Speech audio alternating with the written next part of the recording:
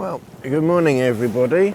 It's just gone 10 o'clock and that's the view that we've got outside the Trailstar door. It's not the nicest of mornings at the moment. It's been on and off rain. I forgot to bring the other GoPro in last night, but given it's waterproof, it doesn't make any difference whatsoever. I've brought Lass's smaller pack with me. It'll be interesting actually just to weigh the pack and weigh her other pack and see whether there's very much difference in it, but I'm gonna try maybe generally to just use this pack and just put less in it as she's getting older. Just give a bit less weight to carry, but we'll kind of see on that one. I was never putting very much in the other one either, and it's just more room to put, you know, bits and bobs in quickly. So we'll kind of play that one by ear a bit, really. But on a bigger trip, when I need to put, you know, extra food in for longer, then I'm just keeping it to the small pack, just to keep it, you know, compact and convenient, really. But we had a good walk. It was really pretty easy to get here. I think today's walk's going to be a little bit more challenging. I think we're going to lose the path, and then we've got to walk around a lock. I don't think it's a very big lock, but apparently it's a bit tricky to get around, so it sounds like it might be easier to swim the bloody thing. But anyway, we've got to get around this lock a bit later on. We haven't been awake very long. It's like literally just gone 10 now, and I put my head down, I think it was about 11. Apparently Chris woke up at 2 o'clock and 4 o'clock. With the weather being pretty unpleasant. I slept all the way through all of that, and I think I woke up about 7 with the wind and the rain not being very nice, it has to be said. Luckily it's just coming up the valley and it hasn't done a 180 coming in the other direction, but you can hear it coming down again now. It's really not very nice. I had a cup of tea about 7, and then I put my head down, and I didn't fall asleep for a while. I was half tempted to put my earplugs in. Links below, links below. I was half tempted to put the earplugs in, but I was too lazy. I mean, I was just literally too lazy to get up and rummage through all my stuff. I think they're down there somewhere. I don't think they'd actually be that difficult to find, but I often find when I'm in camp and sleeping, I'm literally too tired and lazy and lethargic to actually do anything other than just lie down and rest and sleep. And drink, even sometimes picking up the GoPro and making the effort to say something to you lot seems like hard work sometimes. There's no hope.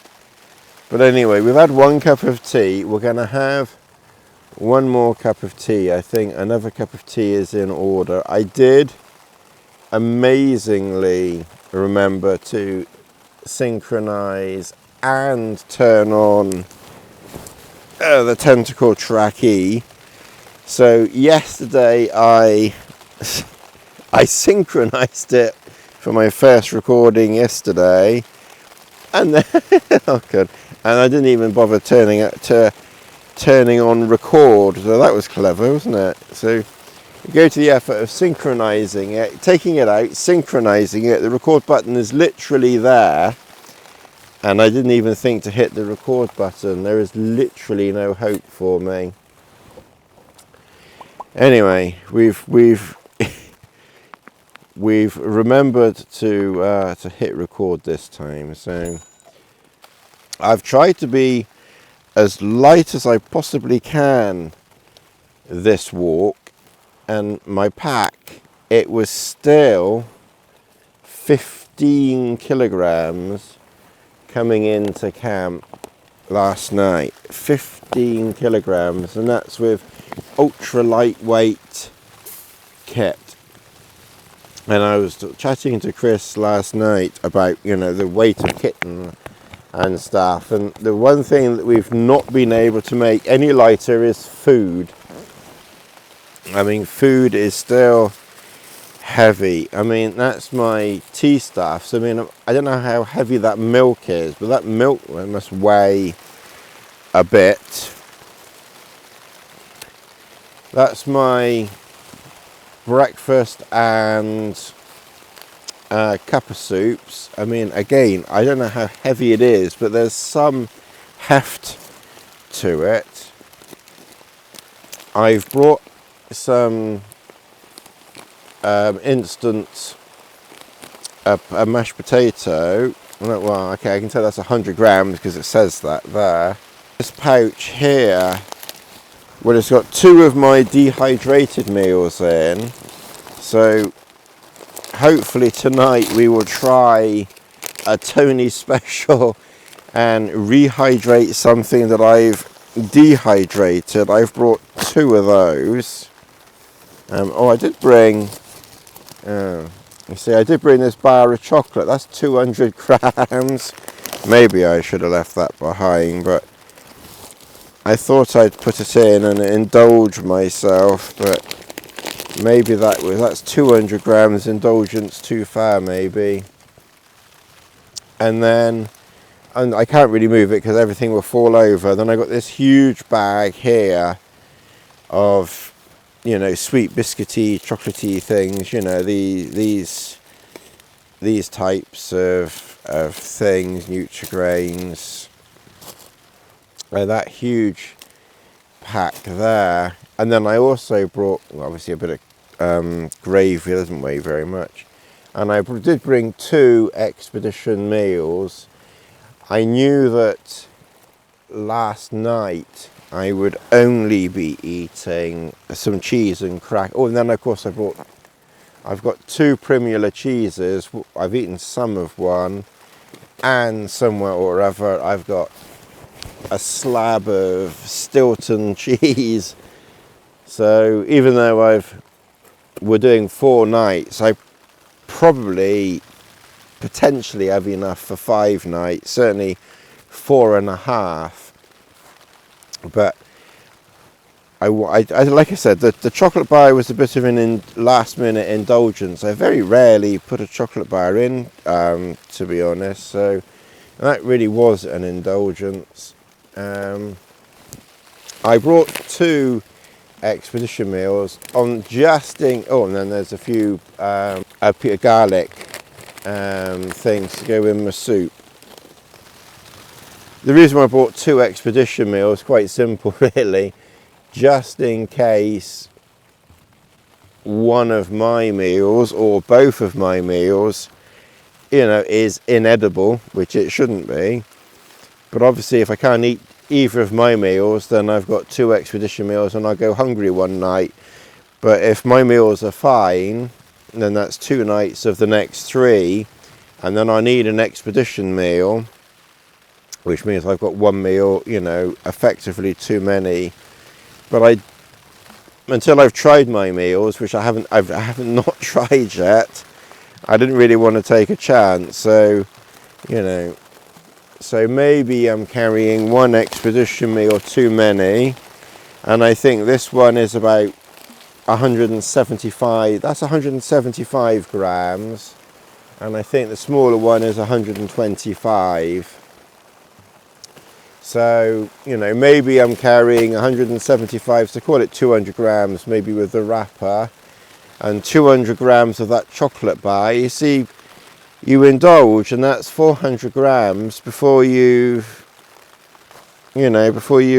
done anything. So, you know, and there's probably one or two other tiny things that I could maybe have done without. So, you know, you've literally got half of a kilogram. Oh yeah, and I put some bird's custard soup here. Not custard soup, custard. Bird's custard in. So I better make sure I have that. So I kind of thought that this trip would be a little bit of a treat for things, but maybe those treats have added up to maybe half a kilogram that I didn't need to be carrying. But we're not walking millions of miles, so I thought it would be okay. I actually did save a little bit of weight on these. I'll show you. I've always used Anker power packs, but I looked on Amazon. I'll try and remember to find these again and put a link below for you. And they're quite compact. They're very slim, but they pack a punch and a half. So I've got two, and they're 26,500 milliamp hours, and they're 338 grams each. So between them I've got 53,000 milliamp hours, and they weigh obviously 250 grams for both of them. The power packs that I was bringing, the Anker power packs, I had a 20, a 13 and two 10s. Admittedly, that's maybe not the best way of doing it, but that's what I had. And that came to exactly 53,000 milliamps, which is the same as two of these.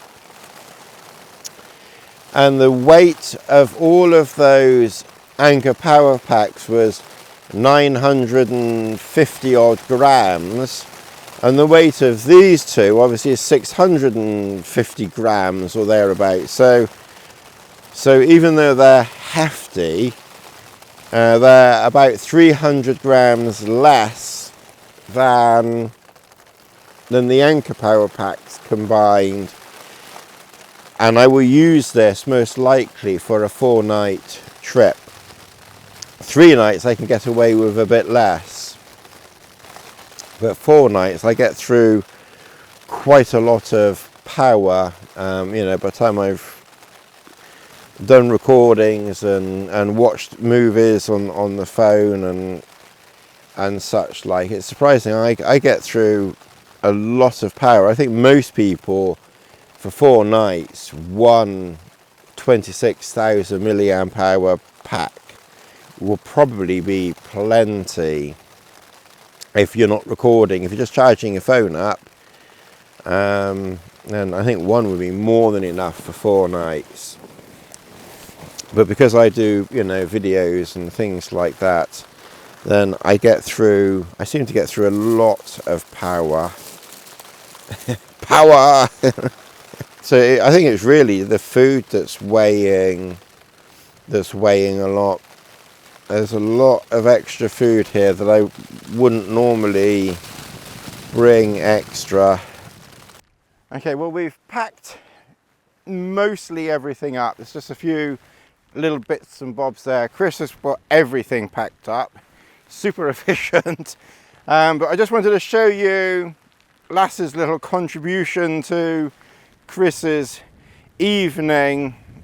Quite a little hole dug there, and apparently the peg had been in that hole. So Chris, we nearly lost Chris. Lassie, you nearly had Chris blown away into oblivion, and we would have had to go on searching for him down the valley. That could have been interesting. Lassie finishes off the legend that is Chris Townsend. But luckily Chris and Lassie and the tent survived. So the weather really isn't very nice. We're going to pack up. I'll just show you I pitched the Trailstar quite high-ish off the ground to get some, you know, room underneath. I did notice that the cuben Trailstar is about 2 inches all the way around shorter than the seal nylon Trailstar. Ron, you need to add 2 inches to this, might make it easier to pitch the bloody thing. Anyway, we've got everything mostly put away. That's the ground sheet there, pegs are in there, so we're going to get moving now because and we're going to head down the valley down there. So just wanted to show you this valley. I don't really think video will convey it properly, but we're literally walking through the valley of the shadow of death, as the old whatever it is. It's quite spectacular up here. But Chris was telling me about these trees, and apparently there are a lot of deer in this area, and of course the local landowners, they want all the deer here because then they want to go out and shoot them all and make a lot of money, which is a bit of a shame. It's a shame they can't release a few wolves in this area. That would reduce the deer a little bit, and you get a few more trees because the trees are only growing on the highest, most inaccessible parts, because otherwise the deer, you know, just nobbles the trees.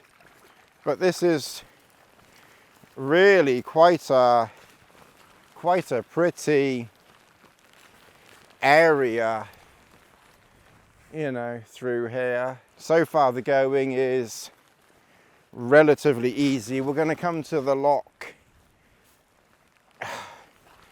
I think at some points you've just got to, you know, when your feet are already wet, you kind of just got to go with it really and just not worry about it. We're wearing trail shoes this trip. We've now dispensed with boots and moved on to trail shoes now. It's just about warm enough for wet feet. You dry them off in camp, it doesn't matter. The problems with boots, one, they're big and heavy and cumbersome. Okay, you can get the lightweight ones.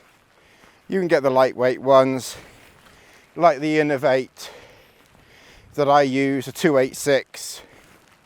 You're literally not really going to get a lighter boot than that. That's probably one of the lightest, but they're Gore-Tex, and you're still going to get hot feet in them. And you know, kind of more to the point, it's you know, when you're walking, you know, in the winter, you've got to be careful fording things that you don't flood your boots. Get flooded footwear is not the easiest to do, you know, to deal with. It's not very nice. So just switch smart wool socks, merino socks, high merino content, trail shoes like Innovate, the lightest that you can get, and just put up with wet feet. You'll be surprised, it's really not as awful as all that. Kind of just put up with it really. And then of course when the ground dries and you're in a dry patch, it's quite surprising actually how quickly your feet will dry out. Whereas if you're wearing Gore-Tex boots, you know, even light ones, your feet, and they're not going to dry out anything like as quickly, if at all. Whereas with lightweight, you know, non-Gore-Tex shoes like Innovate, your feet will dry remarkably quickly when it's dry. Not in this, of course, but it is surprising. So here we can see the river still flowing that way, even though it's quite flat. Caught Chris with his trousers down. Chris, what are you doing? This is the lock that we're going to have to go around. There's even a boat up here, and of course Lassie's discovered the lock as well. But we're going to have to work our way along there, somehow carefully up over those trees, I guess, and then down the other side. You can't go this side because there are cliffs and it's too steep, that side. I just fell in a bog, literally. Well, half my leg fell in the bog. In fact, actually, to be fair, it was probably 3/4 of my leg fell in the bog. We saw these funny rubber things. Maybe there's something to do with that boat. Yeah, I'm normally quite good at being able to identify where it's safe to put your feet on boggy ground, but I thought it was a bit of solid ground, and of course it wasn't. It was a little bit on the I went down about, I don't know, 50 centimeters or so. So we're wading across. This is why I like boots. That's why I like shoes, because my feet are already wet. And I try and do that. No, go and do that in your leather boots. Maybe you could step across there. I did come across the deepest area, but and now I got very, very wet feet, as if they were as if they weren't wet already. So we've somehow got to get around this lock. It could be interesting, to say the least. Okay, so we're going up this narrow path up here, you can see. So we will camp down in that valley, come along that path, little steep bit up there, quite rocky, but doable. And then, Lassie, come back here. Yeah, exactly, wait there, Lassie.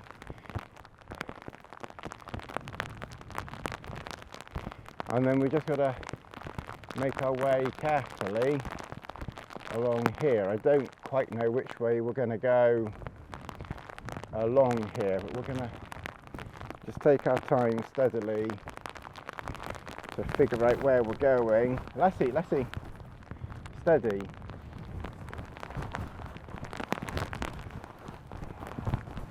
There is a pretty reasonable path coming around here. It's not too difficult at the moment. We're taking our time following it. As you can see the lock down there, you can see that boat over there. You can see there's no path on the other side at all. I think you would be able to do it, but I think it would be much, clearly much more difficult than this side. You'd have to go up over there, because you wouldn't be able to come across the bottom because of that gorge there. You'd have to be much higher up. Maybe work your way down under this lot here, and then kind of down from there. So it probably is doable, but yeah, this way with a path clearly is the way to go. Anyway, I'm going to turn the camera off and get going. Right, so we've followed the path down there. You want to be very careful around here. You do not want to be making a mistake. This is quite high. The pass itself is actually not very high. I'm not quite sure how high we are here. It's actually not very high, maybe like 100, 150 meters, something like that. Then you come to little tricky bits like that where, you know, I'm not going to be risking going down there without holding onto my poles. My legs and strength isn't, and confidence isn't there. So I'm going to turn the camera off and just do that relatively easy bit, but just to be on the safe side. Well, we're at the top of this valley, Glen P, and oh, maybe he's working his way. There's a canoe. There's a chap. There he is. I think he's worked his way around. I'm exhausted just looking at him having to lug all that stuff. Okay, well, we were eaten alive by midges just down there, so the Scottish midge was upon us. We put some repellent on, but I think some got me, and now we've got to somehow make our way down through here. This could be interesting to say the least. So I will be putting the GoPro away. Just here you can walk along the base if you're careful. There's enough stepping stones and what have you to come through. This is apparently the watershed of this area. So water here apparently doesn't flow out, maybe underground or something like that. Sounds like there's a waterfall over there somewhere.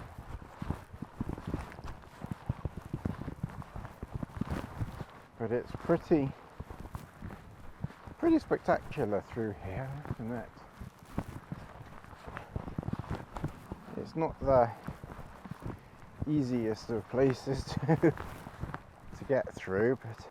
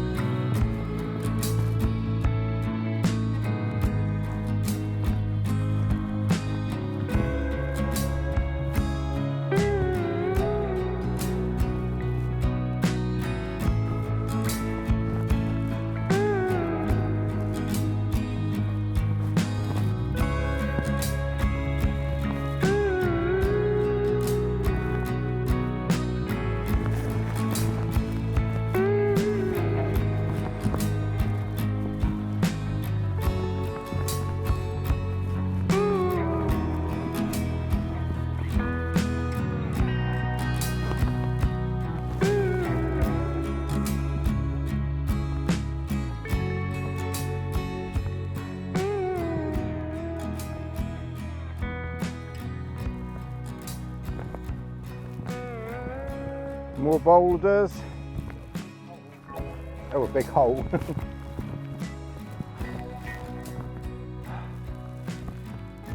somehow we've got to get up there.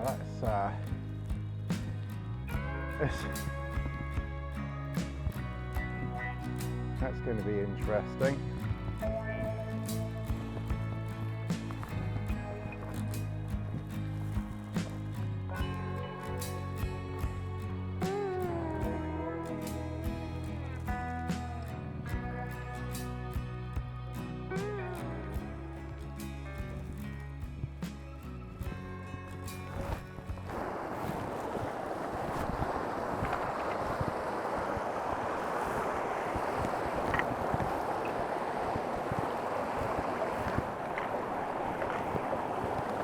All right, well, we can talk while we're doing this because we've got the audio going, so just to be a little bit careful where you're putting your tutties.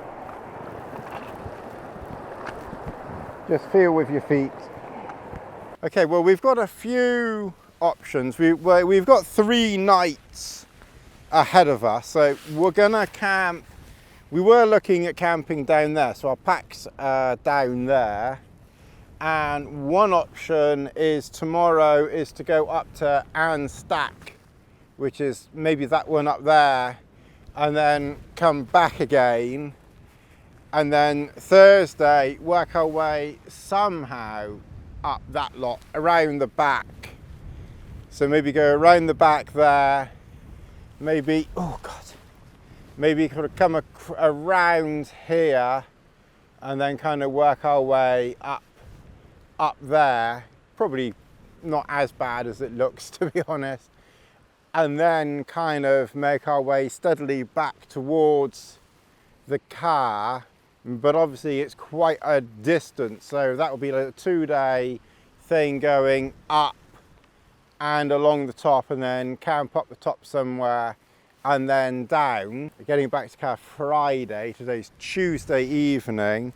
The other option, which I did mention to Chris, if the weather's looking a bit too windy to get up there and a bit too windy to be doing that to go back, rather than go back the way that we've come, which obviously is an option, we could use the time that we've got to go around the valley and kind of get back, you know, that way. So we've got a few options, but we were going to camp down there, but given that we've got to go that way one way or another at some point or another, and obviously if we do and Stack tomorrow, it's just going to be, you know, carrying a few provisions.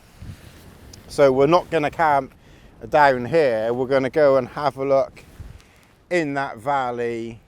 Good evening, everybody. We've settled into camp. I've got myself a nice little perch here. This is pretty comfortable. It's quite mild, so I don't necessarily need to get, you know, into bed at this moment in time, but bed is set up.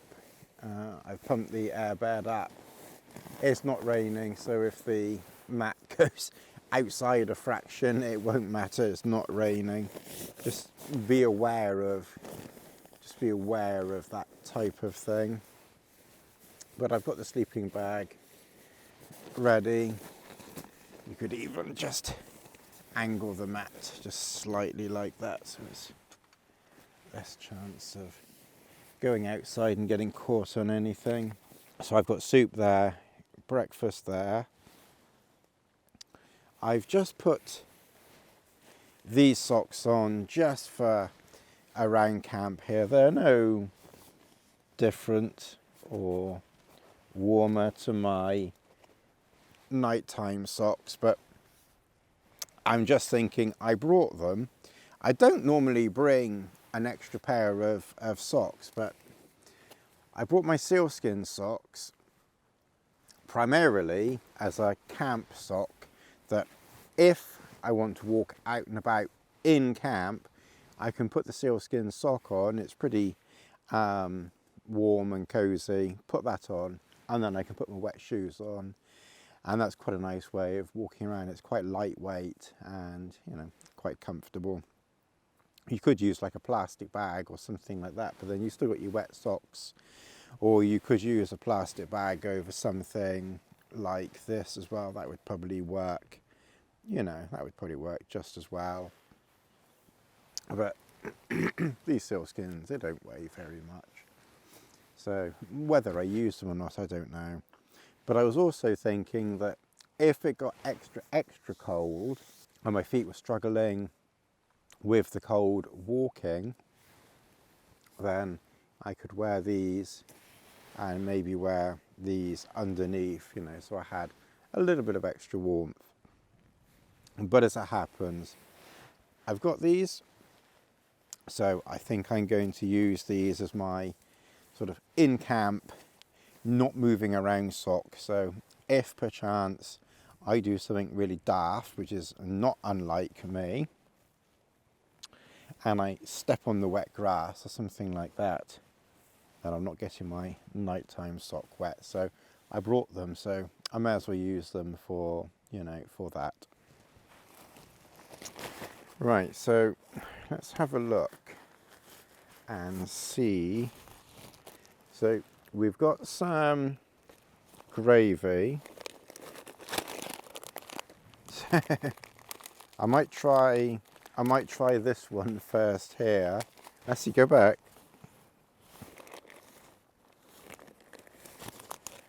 And that's some custard. And that's my bolognese one, so we'll maybe try that one tomorrow.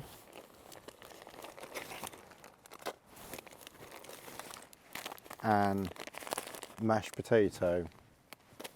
So I think what we're going to do is we're going to try mashed potato, gravy. So we've got mashed potato, we've got gravy, and then what we've got in here is chicken. There's a whole chicken piece that's been minced up into tiny pieces. Chicken, chicken, potatoes, carrots, some green beans, and there might even be a little bit of asparagus as well in there. I think what we're going to need to do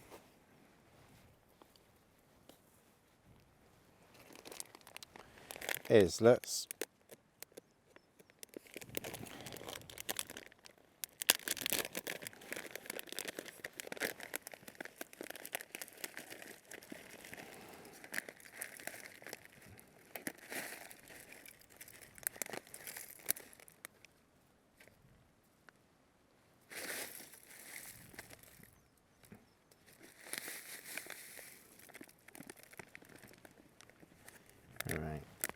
put that in there.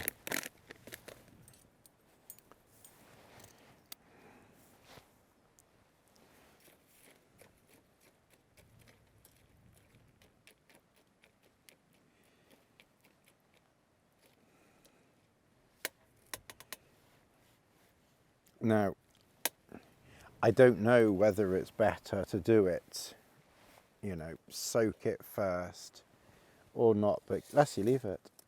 But given it's been, you know, dehydrated by May, I'm kind of thinking that the more hydration time that it has, the better. Okay, well, we've definitely got some warmth coming up in that. I must admit, I reckon that's going to soak that water up quite easily, to be honest. It kind of looks like something the cat's brought up, to be honest, but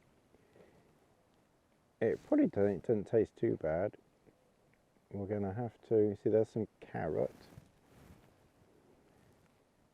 That's your potato.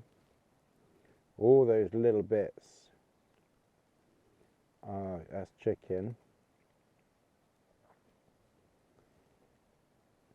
That's a bit of broccoli there. I think I put broccoli in it as well. Okay, well that's boiling, as you can see now. I think I'll let it come to a really good rolling boil, and then I think it's going to need to be left for a good 10 minutes, I think. You can see that's boiling.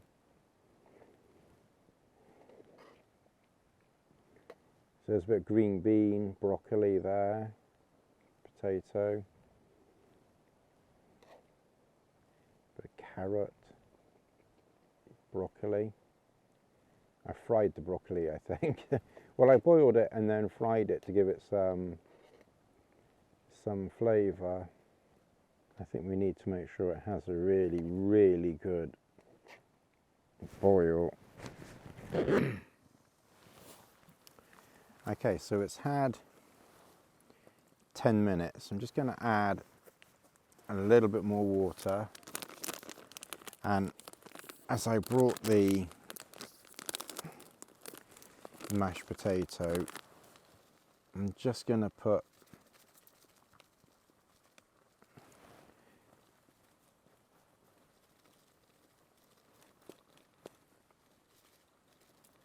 just a sprinkling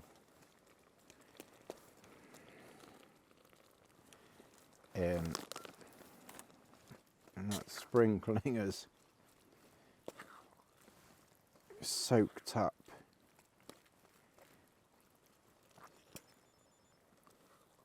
that water. All right, well, I think it's pretty much now or never. It's hydrated quite well.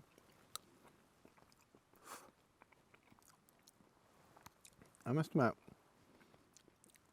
the expedition food is probably probably better than my own.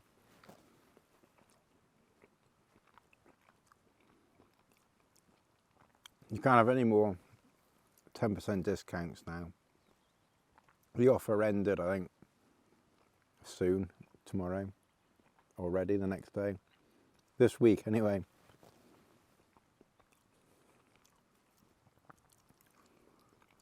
I think maybe I put a bit too much pepper in. A little bit chewy.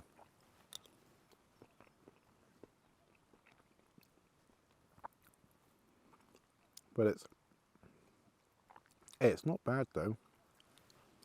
I mean, it's hydrated quite well.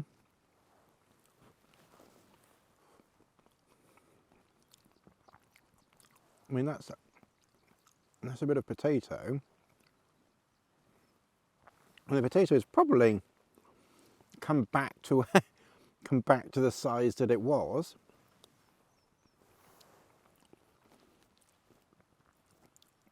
Because I cut the potato quite thin.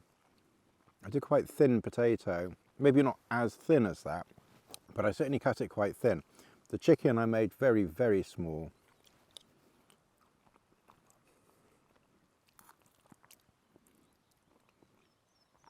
I minced the chicken. It's a lot more edible than I was expecting.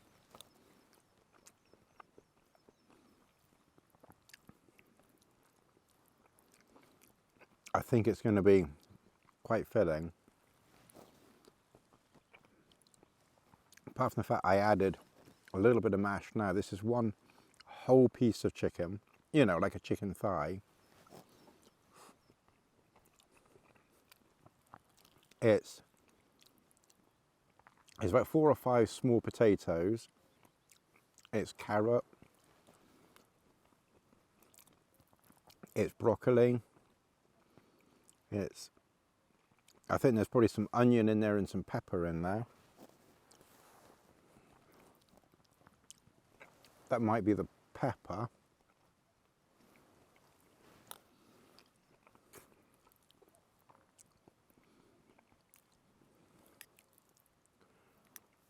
That's the broccoli. I mean, that's the potato. It's hydrated pretty well. I will say the expedition meals and Summit Tweak meals are better.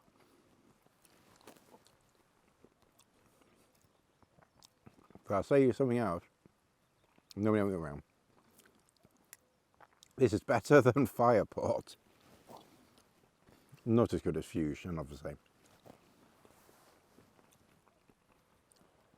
But for the first, well, actually it was my second attempt. We haven't eaten the first attempt yet. So there's a bit of broccoli you can see there. It's definitely a little bit chewy. It might be the chicken, but it's not bad. It was just cooling off a little bit, so I just got myself half into the sleeping bag. I must admit, it is quite nice. I'm surprised how well it's come out, to be honest.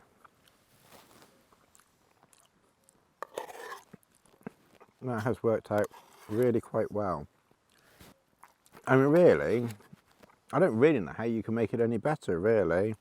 Maybe it just needs a little bit longer hydrating.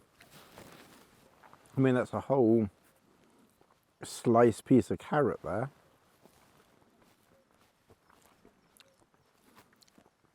I mean, it was a little bit chewy, but not much.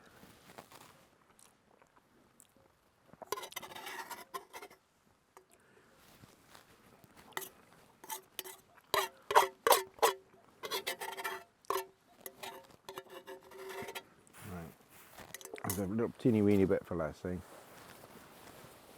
Not very much, Lassie.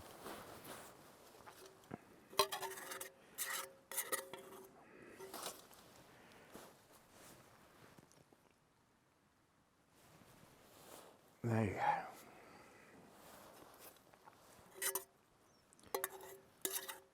go. Oh. Well, one empty bowl.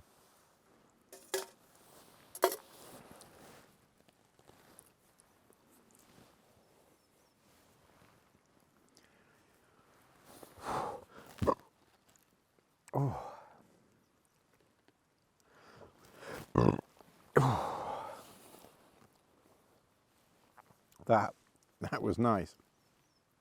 That was nice. How do I score myself? Well, the Summit to Eat meals and the Expedition meals, I've given 9.5. They're pretty good. To be honest, I think they're worth 9.5. And for what they are, they're nearly 10. They are good, I think, for what they are. Forget the money. What's my effort? I'll give it an 8. I'll give it an 8. I think it was pretty good. Maybe it just needed, a little bit more hydrating or something like that. But other than that, and I don't know how much there was there, but that was a full bowl. I mean, that was probably 800 to 1,000 calories or something like that. I mean, it was a big bowl. Plus we added in, a little bit of that, which we've now gone and opened, of course.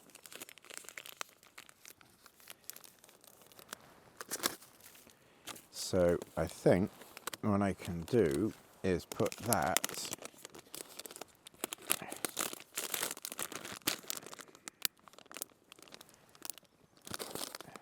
in there.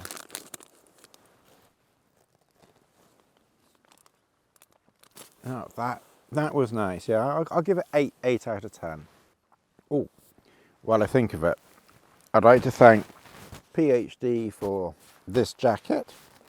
So I'll tell you more about it another time. But I reached out to PhD, asked if they would send me a jacket or send me something, and they said, "What would you like?" And I said, "Could I have the wafer light jacket?" So this is a large wafer light jacket with medium arms, not medium with small arms. This is large with medium arms, which I think probably fits me better. But yeah, very nice. Thank you very much, PhD. And I also got a sleeping bag from them, but I'll show you that another time. It's a warmer weather sleeping bag, so we'll kind of save that for when the weather is a little bit nicer. And very nice also of Cascade Designs. They sent me this Thermarest XLite NXT. So I slept on it last night, and I have to say it was very comfortable. And obviously I will be sleeping on it the next 3 nights, and probably most of the summer. So check them out as well. And if you're ever talking to them, say, "Oh, you saw that on one of Tony's videos." And the same with this as well. Anyway, we'll talk about those another time. I think what I'm going to do is settle down into bed. Now I've eaten, I've had my satation, whatever it's called, and I'm gonna have to blow my nose. I'm gonna have to blow my nose. Anyway, I'll see you a bit later.